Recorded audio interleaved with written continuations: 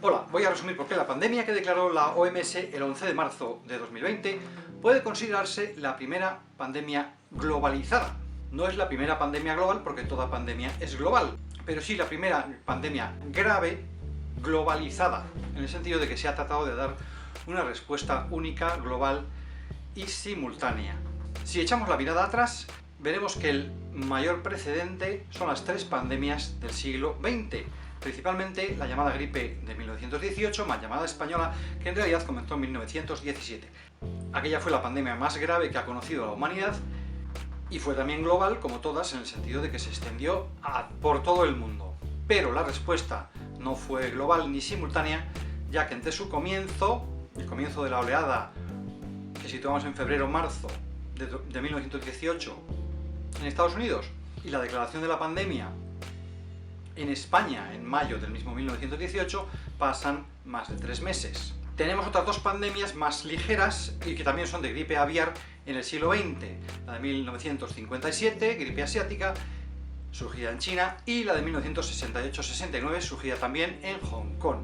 Ahora nos encontramos con la enfermedad llamada COVID-19, nombrada así por la OMS el 11 de febrero de 2020, originada por un virus que no es de gripe, sino que es un coronavirus, en concreto uno muy similar al SARS-CoV que originó la epidemia de 2002. En el siglo XXI, de hecho, tenemos dos epidemias de coronavirus, la del SARS en 2002, surgida en China, y la del síndrome de Oriente Medio, MERS, en 2012. Estas se diferencian de la actual en que no fueron grandes pandemias porque no afectaron al mundo entero. También se diferencian de la actual por su mayor mortalidad.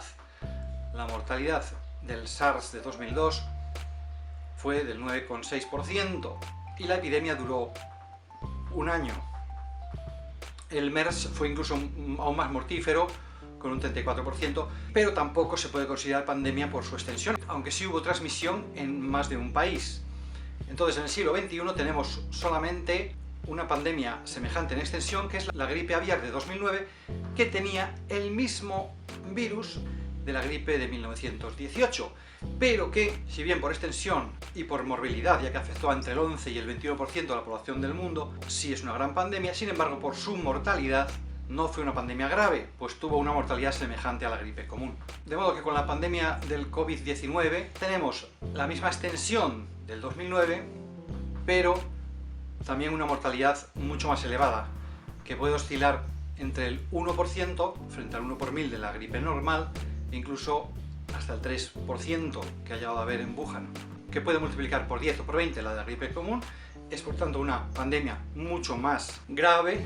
Ahora bien, lo específico es que esta sí que ha sido detectada en tiempo real, por así decirlo, de forma global, y hay una respuesta que trata de ser globalizada. Por eso, más que pandemia global, que todas las pandemias son globales, esta sería la primera pandemia de la historia que es globalizada. ¿Por qué? Porque se ha detectado a la vez que sucedía en todo el mundo, es decir, la transmisión fuera de China, la transmisión en otros países, lo que provoca que sea pandemia. Si se ha descubierto casi al mismo tiempo que surgía, y por tanto cuando se ha declarado la pandemia, se ha declarado a conciencia, sabiendo todo el mundo lo que está sucediendo.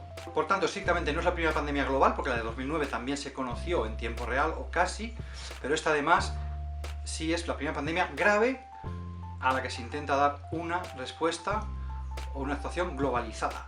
Sabemos que es una pandemia grave, cosa que no lo era la de 2009. Hay que preguntarse, ¿y cómo es esta respuesta global? ¿Cómo es posible salvar la paradoja de que se pueda dar una respuesta única o se quiera dar una respuesta centralizada a un problema cuya solución supuestamente consiste precisamente en atomizar la sociedad? ¿Se pueden dar consignas para algo que luego ha de apoyarse en la autonomía de las personas? ¿Cómo se puede compaginar esto y cómo se ha hecho en la realidad en los distintos países? Lo veremos en otro vídeo.